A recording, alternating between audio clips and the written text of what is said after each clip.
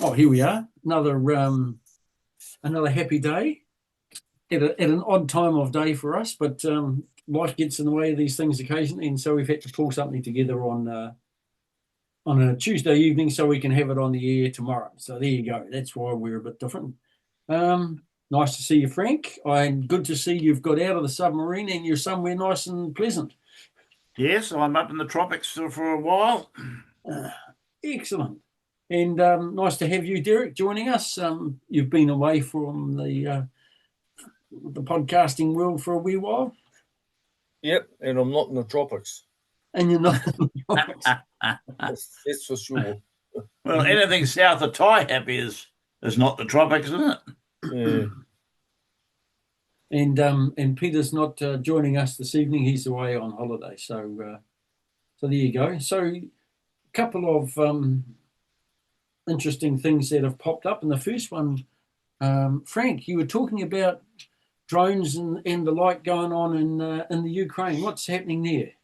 Well, I saw an interesting article about the industry that they have set up in the Ukraine, um, building their own drones and modifying these drones to have the capabilities of carrying a massive shell. Looks like it's from about a 155 howitzer shell, Wow. and jamming the Russian radar. At the same time, they have a drone up that's watching everything by video, Yeah. and then they have a pack of drones behind them to do the actual bombing, and a few drones around just jamming the Russian radars. Ah, So their industry and their technology is leaping ahead in bounds. They're even now adapting French missiles to fit on their MiG fighters that they got from the Russians. They are finding them a bit heavy, yeah. but they just do allow for that. When they Oh, take off, they got to need a longer strip. And well, you actually see them when they let the missiles go, the plane going like that. So it was very interesting. Their new technology in the Ukraine is leaping ahead in bounds. In fact, yeah. as other countries are now buying it. Yeah. Well, the same thing. I saw an article about the handheld radios that they use for communications. They became aware that their communications were being monitored, listened to by the Russians, and almost overnight they developed a response to that, to defeat the Russians' ability to listen to their communications, and now their communications are back being secure. And the thing that was interesting about it was that it was almost like overnight from the front. Someone says, "Hey, we're being listened to." Um, the software is developed. There's an upgrade for the handheld radios, and almost the next day they've got a new tool. So the feedback is pretty quick, and the Mm. response from the manufacturer is also very quick, which is a changing picture in the face of war as far as technology and support goes. So same kind of thing. But I did notice another article which I have to laugh about. The Ukrainians have developed the be all and end all of defeating drones. They're draping their vehicles with fishing nets. Oh, So the suicide drones can't attack the vehicles because they get caught up in the nets. Oh, yes. Go oh figure. dear. It's certainly a very different world to the one that we served in. Mm. Yeah. Derek, That's brilliant. What? last week there was a bit of chatter on I think it was our Facebook site and somewhere else about the Veterans Affairs, about the Veterans card and the Community Service card. Yes. Give us an Um, update, mate. What's the buzz? so what happened was I was talking to a couple of guys, and they said to me they had the veterans card, but they did not have the community services card, which goes alongside it. Yeah. Um, what the CSC does is that gives you a lesser cost for doctors, for medical and prescriptions, and also travel, like on the bus and things like that. Yeah. So I did a bit of digging, and what it turns out to be is that the community services card has a financial threshold on it. Oh, okay. So if you're on a particular, and it's on the WINS website, you can easily look it up. Yeah. And I think it's a single person living in a joint accommodation was, say, $36,000. So if you went over that, you don't get the CSC. Right. But I mean, if there are medical reasons for you to have it, then obviously you do. So there's two things there. One, you firstly have to qualify for the veterans card, and two, i.e., you have to have served in a operational theatre. Yes. And two, you have to be not working at that point. Okay. So superannuations don't count. They do not count in that, not factored in that. Right. And it's only sort of salaries and wages. Now, a couple of things you've got to be careful of. So if you, and this is where it becomes a bit difficult, is because what happens is you apply for a card through Veterans Affairs. Yes. Through WINS. Through WINS. Yep. They say to Veterans Affairs, is this person a veteran? Right. So the veteran, the term veteran is what Veterans Affairs says it is, not anybody else. Right. Okay. And what they will say is, and this is from those who know TW or Back to Federal, is that they will just send an email back saying, yes, the person is does have qualifying operational service and is a veteran. Right. Now, you can see what's going to happen here. Some of those pre-74 guys, yep, who have the veterans card, yes, have routine qualifying service. Yep.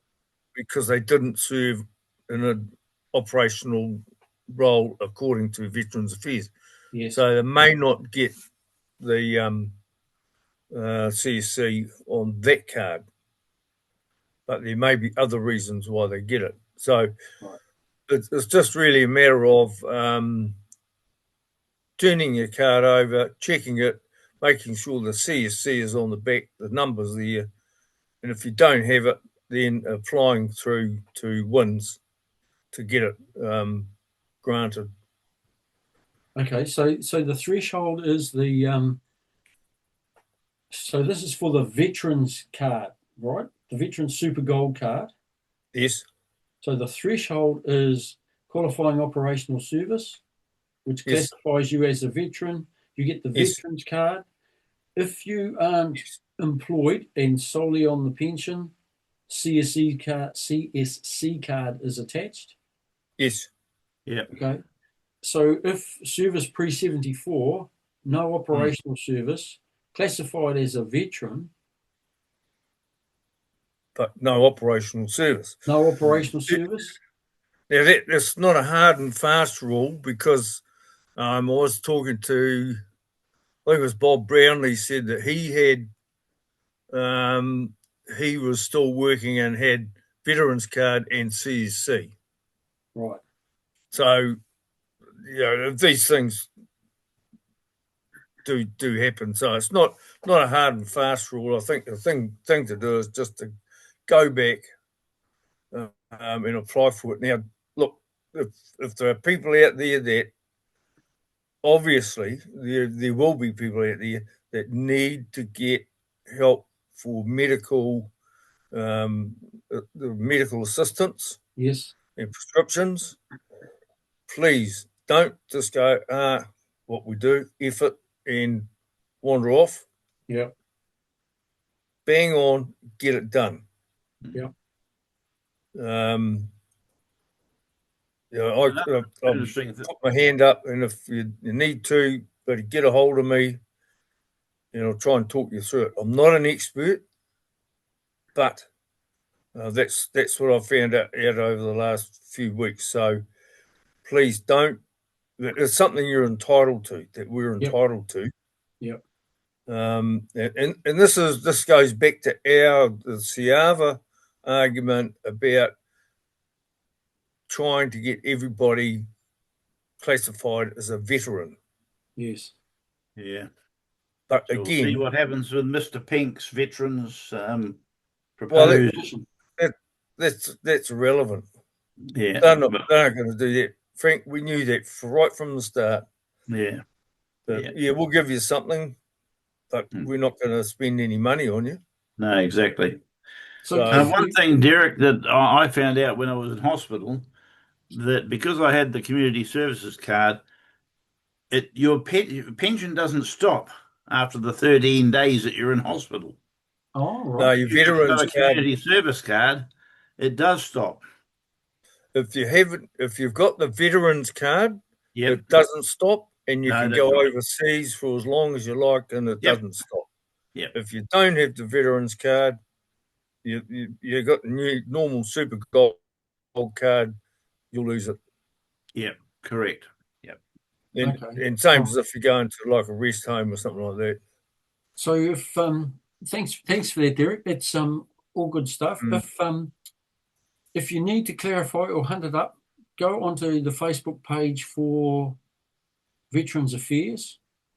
And last week, Brett DeFero put up the 2 links for WINS that will take you through to the information and how to go about getting them. So that'll be, instead of going to a WINS page and fluffing around for hours on end, Veterans Affairs, have a look at the 2 links, go and see what you can get and apply for it.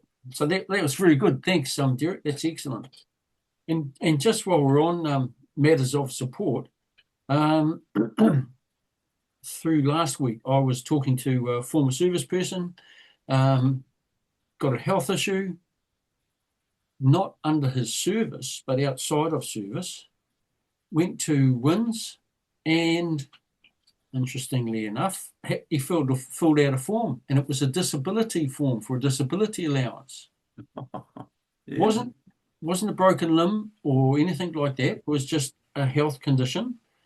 And so now he gets coverage for doctors, gets mileage to and from the doctors. And if you have a condition that's not presently in a state that is causing you too much issue, register it anyway, because when it gets worse, or if it gets worse, you're already in the system, and the WINS people already know. They can pull out the file and go, oh yeah, it's here, we'll do X, Y, and Z. So it pays to shop around. So if you're in that boat, you've got a health condition, it could be an illness, it could be physical condition brought on by whatever. It doesn't have to be within your service. You can go to WINS, and they will, if you strike the right people, the right person, you got to get the right case workers. You're entitled to fill out one of these disability allowance forms, confirmed by the doctor, and that's what happens. So this person not only gets medical stuff, but because of the nature of the illness, they also get the difference in prices between the food that they have to have versus the normal grocery shop. So, some of those specialty foods or health-related foods are quite expensive. So it might be, $15 a week or whatever it is to make up the difference, and you get that as well. So go along, have a chat to your caseworker, see what's out there if you're in that boat. And as I have to reinforce what Derek said, don't tell them to see you later. Yeah. Knock on their door and stay at it, because there are some benefits to be had. Cool. Definitely. What else, Frank? You've not only been to the islands, but you've been in space. What's going on? Well, I was amazed. I was reading an article on a Navy page that came up. Judith Collins announcing a new squadron in the RNZAF. I thought, hello, we've got an attack force fighter aircraft coming. And then she says, we're going to reinstate 62 Squadron, Yeah. World War II, which will be known as the Space Squadron. You won't have any spaceships, but you will have part of the $2 million that we put aside in the budget to help you establish your new space station. And I believe they've moved them into Whanuapai in a special area. Right. Oh, I wonder where that is. Yeah, well, the only place I can remember in Whanuapai was that big brick building that we lived in when we were doing communications there. Mm. And they've tracked their first Russian satellite.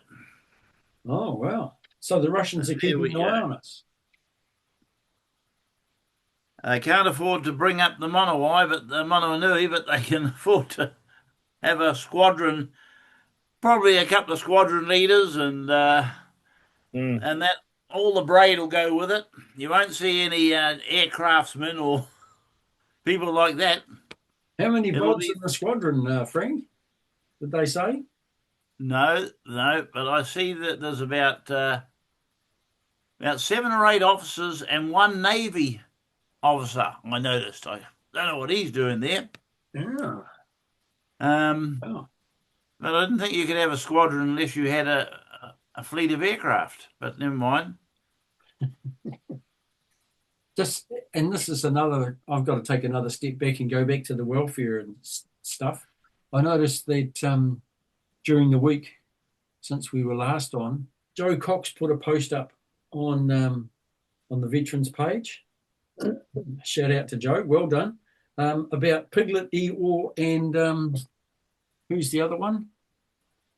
Oh God, my mind stopped. Pooh, of course. And really, he was saying, check up on your mates. And it's not necessary to go out to the booze or whatever, or talk at length about whatever's concerning them.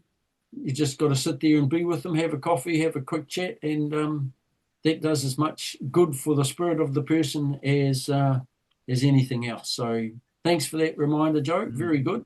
And I'll send you my address if anybody wants. No, I'm okay. Well, I hope I am. My doctor told me I was.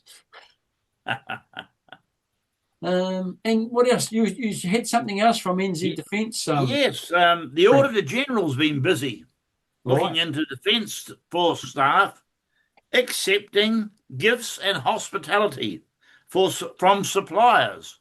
All right.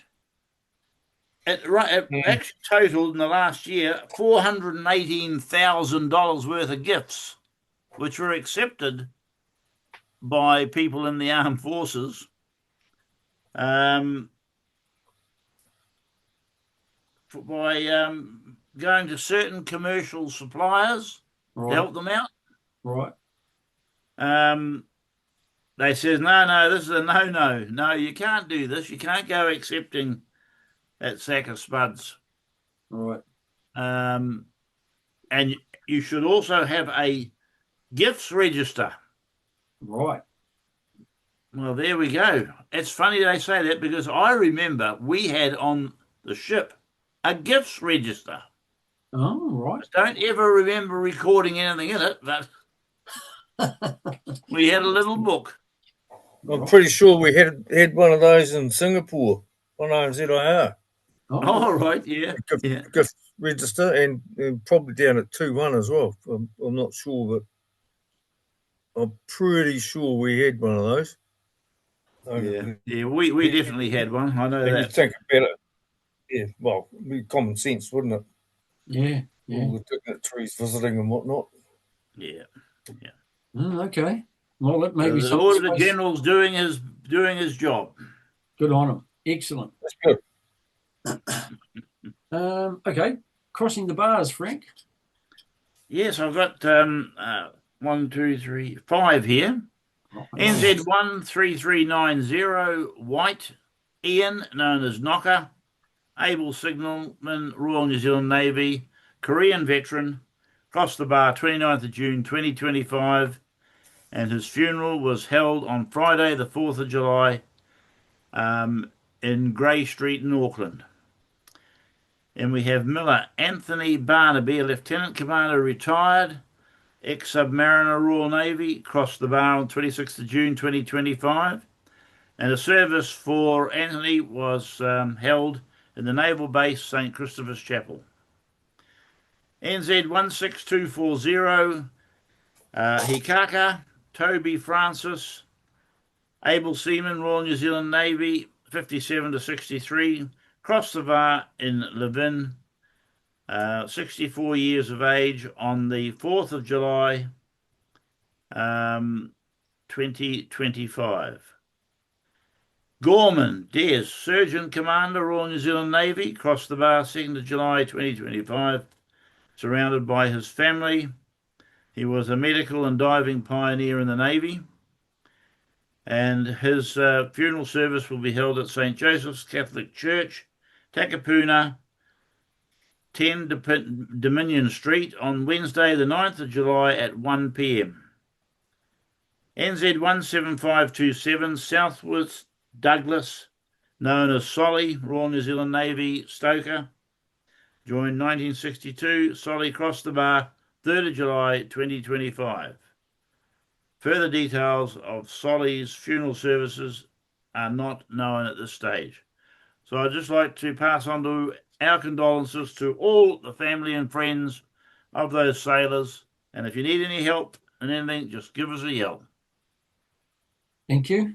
Yep. One I've got today, which is a little bit different, and this comes courtesy of Elaine Davies from Veterans Affairs.